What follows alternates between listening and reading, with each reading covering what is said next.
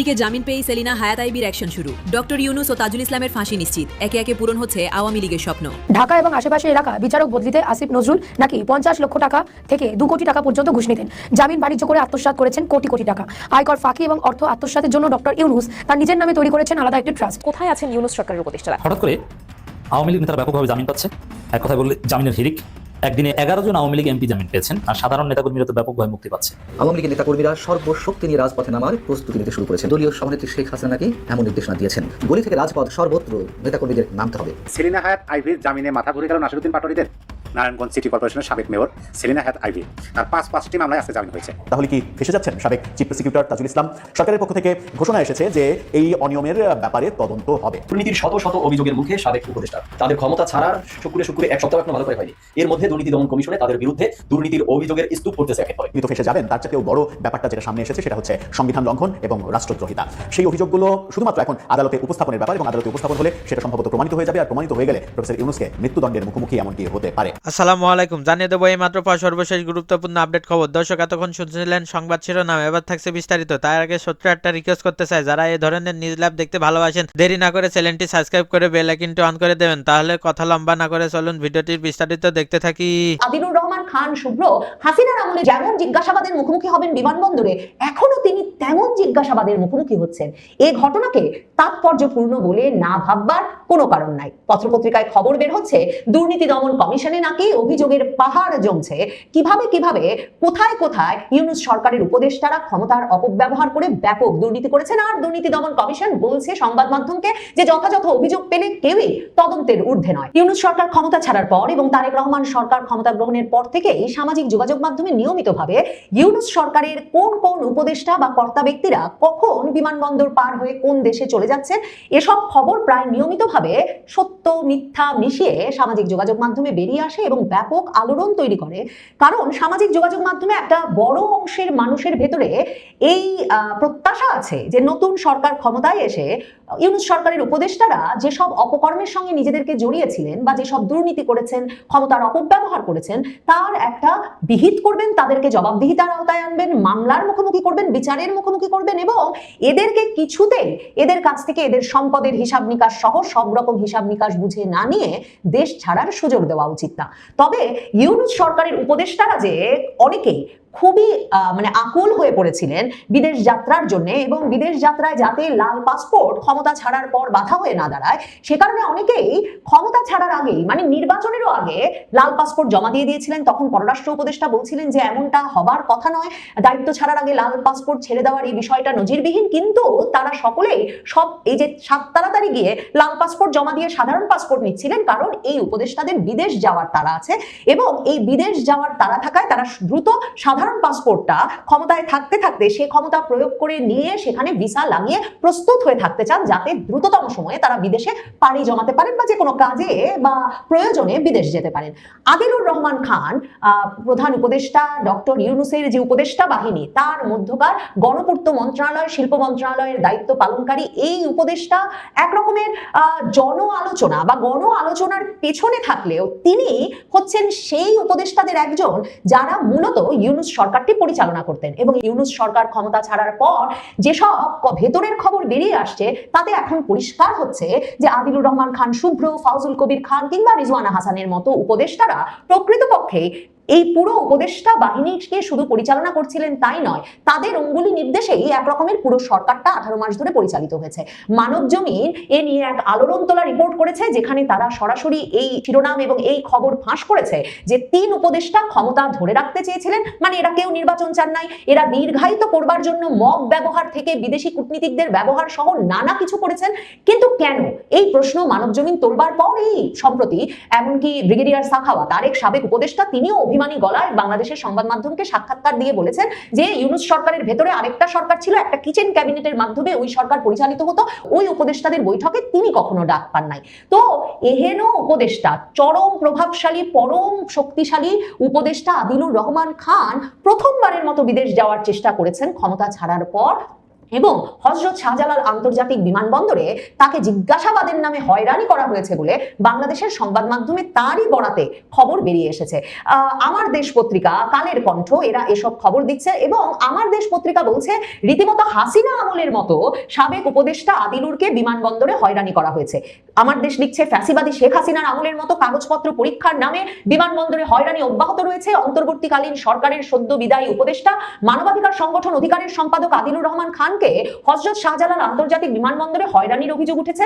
পত্রিকাটি লিখছে নেপালে জাতীয় সংসদ নির্বাচনে আন্তর্জাতিক পর্যবেক্ষক হিসেবে যাওয়ার উদ্দেশ্যে সোমবার বিমানবন্দরের ইমিগ্রেশনে গেলে সেখানে দায়িত্বরত special branch SB police super তাকে দীর্ঘক্ষণ বসিয়ে রাখে, তার কাছে নানা ধরনের প্রশ্ন জিজ্ঞেস করেন। সদ্য বিদায়ী উপদেষ্টা নাকি বলেছেন, আদিলুর রহমান খান এসবি কে বলেছেন যে তিনি সদ্য বিদায়ী উপদেষ্টা, তারপরেও তাকে অযাচিতভাবে হয়রানির উদ্দেশ্যে ইমিগ্রেশনের দায়িত্বরত কর্মকর্তারা বিভিন্ন ধরনের প্রশ্ন করতে থাকেন এবং তিনি নেপালে নির্বাচন পর্যবেক্ষণে যাচ্ছেন এই উদ্দেশ্যের কথা বলার পরেও তাকে বসিয়ে রাখা হয়। পরে ওই কর্মকর্তা পুলিশের এসবি ব্রাঞ্চের আরো ঊর্ধ্বতন কর্মকর্তাদের সঙ্গে যোগাযোগ করেন, তারপর একসময় তিনি ছাড়া পান, তাকে বোর্ডিং পাস দেওয়া হয় নেপালের প্লেনে ওঠার। প্রথম প্রশ্ন, এই সদ্য বিদায়ী উপদেষ্টা আদিলুর রহমান খানকে একজন সন্দেহভাজন ব্যক্তি হিসেবে এসবির তালিকায় ঢুকিয়ে দিল কে নতুন সরকার ক্ষমতায় আসতে না আসতে?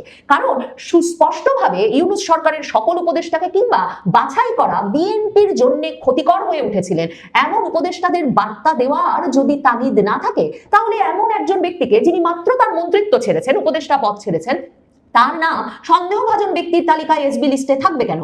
মানে আমরা সকলেই জানি যে সরকারের দেওয়া তালিকায় এসবি লিস্টে এয়ারপোর্টে যদি নাম না থাকে তাহলে এয়ারপোর্টে কর্মরত স্পেশাল ব্রাঞ্চের কর্মকর্তা কিংবা ইমিগ্রেশনের কর্মকর্তারা নিজ উদ্যোগে এ ধরনের ভিআইপিদের মানে সদ্য বিদায়ী মন্ত্রীদের কিংবা সরকারের বা প্রশাসনের গুরুত্বপূর্ণ ব্যক্তিদের বসিয়ে রাখবেন, হয়রানি করবেন, জিজ্ঞাসাবাদ করবেন।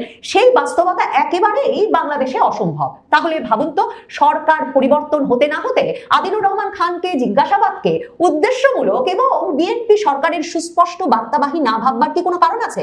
মানব জমিন যে প্রতিবেদনটি ছেপে সারা বাংলাদেশে আলোড়ন তুলল সম্প্রতি, যে 3 উপদেষ্টা কিভাবে নির্বাচন পিছিয়ে দেওয়ার চেষ্টা করতেন, সেখানে কিন্তু মানব জমিন সুস্পষ্টভাবে লিখেছেন এই 3 উপদেষ্টা নিয়মিতভাবে সন্ধ্যাবেলা আলাদা করে বৈঠকে বসতেন। এই আদিলুর রহমান খান, ফাউজুল কবির খান এবং রিজওয়ানা হাসান। এবং মানব জমিনের ভাষায় বা মানব জমিনের কথা মতো ডক্টর মোহাম্মদ ইউনূসও নাকি একটা সময়ে নির্বাচন দিয়ে ফেলতে চেয়েছিলেন, কিন্তু এই 3 উপদেষ্টা কিছুতেই রাজি হচ্ছিলেন না। তারা এই বিভিন্ন বিদেশি কূটনীতিকদের কাছে যাচ্ছিলেন, বিভিন্ন কূটনীতিকদের কাছে গিয়ে গিয়ে বলছিলেন যে দেশের আইন শৃঙ্খলা পরিস্থিতির যা অবস্থা তাতে এখনই নির্বাচন হলে একটা বিশেষ শক্তি ক্ষমতা দখল করে ফেলতে পারে, কাজেই কিছুতেই যাতে এখন নির্বাচন অনুষ্ঠানের জন্য বিদেশি শক্তিগুলো তৎপর না হয়ে ওঠে। মানব জমিনের চেয়েও বিস্ফোরক যে কথা বলেছে, তারা বলেছে এমনকি হাদির হত্যাকাণ্ডের পর যে প্রতিক্রিয়া কিংবা সারা বাংলাদেশ জুড়ে যে এক রকমের মব সৃষ্টি করা হয়েছে এবং ভয়ের রাজত্ব কায়েম করা হয়েছে, ত্রাসের রাজত্ব কায়েম করা হয়েছে 18 মাস ধরে, এবং সর্বশেষ হাদির মৃত্যুর পর ডিসেম্বরে যে প্রতিক্রিয়া এবং প্রথম আলো ডেইলি স্টারে অগ্নিকাণ্ডের যে ঘটনা, ঘন্টার পর ঘন্টা আইন শৃঙ্খলা রক্ষাকারী বাহিনীর কোন রকম তৎপরতা ছাড়া আগুন জ্বলতে দেওয়া, ভাঙচুর চলতে দেওয়া, মানব জমিন বলছে এর সঙ্গেও উপদেষ্টাদের কোনো ব্যক্তি জড়িত এ বিষয়ে সুস্পষ্ট প্রমাণ আছে। মানে এই 3 জনের দিকেই কিন্তু ইঙ্গিত করছেন। এমনকি মনে করে দেখেন নিউ এজ পত্রিকার সম্পাদক নুরুল কবির, যিনি ওই রাতে ডেইলি স্টারে সাংবাদিক উদ্ধার করতে গিয়েছিলেন, তিনি তো বারবার বলে আসছেন যে উপদেষ্টাদের কারো সুস্পষ্ট নির্দেশনা ছাড়া আইন শৃঙ্খলা রক্ষাকারী বাহিনী এমন ভাবে নিষ্ক্রিয় থাকতে পারে না প্রথম আলো ডেইলি স্টারে আগুন দেওয়ার ঘটনায়। কাজে উপদেষ্টা পরিষদের কারো উস্কানিতেই এমন ঘটেছে। হাদি মঞ্চের কথা ভাবেন, ইনকিলাব মঞ্চের নেতারা বারবার এ কথা, এমনকি এই যে পরে ইউনূস সরকার যে ভাইকে যুক্তরাজ্যের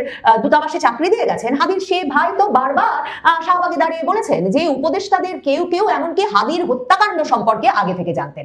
কাজেই বড় ধরনের ষড়যন্ত্র যে ইউনূস সরকারের ভেতরে ঘটছিল সেটা তারেক রহমান জানেন, সেটা বিএনপি সরকার জানে, এবং বিএনপি রাজনৈতিকভাবে কি ঘটেছে গত 18 মাসে সে সম্পর্কে ভীষণভাবে ওয়াকিবহাল। তাহলে বিএনপি কি তাদের বিরুদ্ধে কাজ করছিল, উপদেষ্টাদের যারা, কিংবা তাদের বিরুদ্ধে কাজ করছিলেন প্রশাসনের যে ব্যক্তিবর্গ, তাদেরকে বার্তা দিতে চায়, তাদেরকে বিদেশ যাওয়ার সময় হয়রানি দিয়ে শুরু, জিজ্ঞাসাবাদ দিয়ে শুরু, এবং পরবর্তীতে মামলা মোকদ্দমা, দুদকের তদন্ত, এরকম নানা কিছুতে জড়িয়ে সরিয়ে ফেলার ইঙ্গিত দিতে চায়? আদিলুর রহমান খান শুভ্রকে বিমানবন্দরে আটকে দেওয়ার মাধ্যমে বিএনপি কি সে কথাই আবারও এই উপদেষ্টাকে জানান দিল, যে কথা তারা গত বছর অক্টোবরে ডক্টর মোহাম্মদ ইউনূসের সঙ্গে সাক্ষাৎ করে বলে এসেছিলেন, যে উপদেষ্টাদের কেউ কেউ সরাসরি বিএনপির বিরুদ্ধে কাজ করছেন, তারা তালিকা দিয়ে এসেছিলেন নামের, এবং তারা বলে এসেছিলেন নির্বাচনের আগে এই উপদেষ্টাদের সরিয়ে দেওয়া উচিত।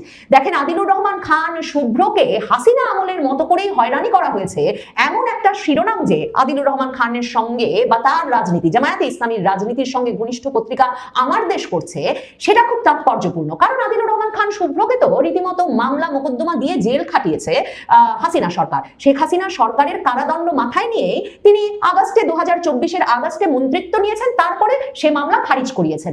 মানে আদিলুর রহমান খান শুভ্রের বিরুদ্ধে শেখ হাসিনা সরকার মামলা এনেছিল যে তিনি শাপলা চত্বরে পুলিশের গুলিতে 7 জন নিহত হয়েছেন বলে তার মানবাধিকার সংগঠন অধিকারের বরাতে এমন একটা প্রতিবেদন দিয়েছেন সম্পূর্ণ মিথ্যা তথ্যের ভিত্তিতে। পরবর্তীতে তিনি আর কোনো নিহত ব্যক্তিকে হাজির করতে পারেন নাই বা প্রমাণ আনতে পারেন নাই। সেই কারণে আদিলুর রহমান খান শুভ্র শুধু কারাদণ্ডপ্রাপ্ত ছিলেন না, শেখ হাসিনার আমলে তিনি জেলও খেটেছেন। তাহলে সেহেনক আদিলুর রহমান খান শুভ্র হাসিনার আমলে যেমন জিজ্ঞাসাবাদের মুখোমুখি হবেন বিমানবন্দরে, এখনো তিনি তেমন জিজ্ঞাসাবাদের মুখোমুখি হচ্ছেন।